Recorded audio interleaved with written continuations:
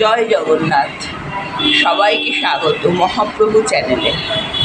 জগন্নাথ দর্শন করো সবাই। জয় জগন্নাথ।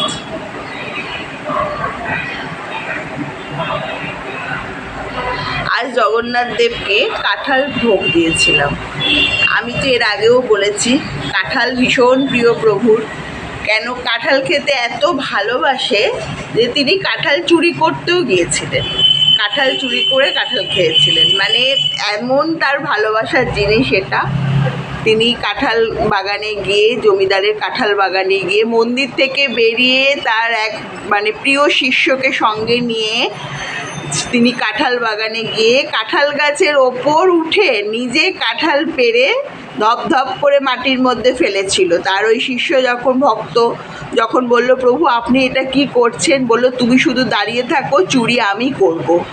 এবার বলছে পাহারাদার যাতে শুনতে পায় তার জন্য ধপ ধপ করে মাটিতে ফেলেছে। এবার পাহারাদার যখন ছুটে এসেছে তখন সে পালিয়ে গেছেন মন্দিরের মধ্যে, কিন্তু তার ভক্ত শিষ্যকে বলে গেছেন যে তুমি এখানে দাঁড়াও, কালকেই তোমার জামিন হবে, আজকে নয়। সারা রাত প্রভু ওখানে দাঁড় করিয়ে রাখার জন্য আদেশ দিয়ে গেলেন। ওই ভক্ত শিষ্য সারা রাত ওখানে দাঁড়িয়েছিল।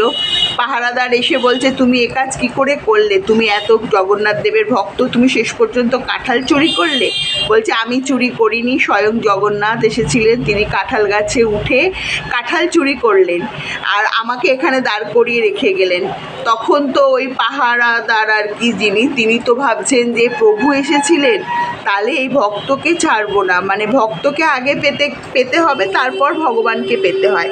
সেই জন্য তিনি অপেক্ষা করে রইলেন। আর ওই ভক্ত শিষ্য মনে মনে জগন্নাথ দেবকে স্মরণ করছে, প্রভু আমি তো বললাম তুমি এসেছিলে, তুমি এমন কিছু প্রমাণ দাও যাতে আমি সবাইকে বোঝাতে পারি কাঁঠাল আমি চুরি করিনি, কাঁঠাল চুরি করেছো তুমি। তখন পরের দিন আস্তে আস্তে সূর্য উদয় হলো। সূর্য উদয় হতে হতে দেখা গেল জগন্নাথ দেবের পোশাক চাদর, তার গায়ের রত্নখচিত চাদর পড়ে আছে সেই কাঁঠাল বাগানে। তখন দেখে সবাই অবাক, জগন্নাথ দেব সত্যিই কাঁঠাল চুরি করতে এসেছিলেন।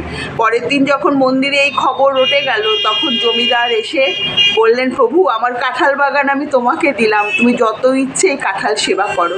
এই হচ্ছে তার কাঁঠাল চুরির ঘটনা। জয় জগন্নাথ।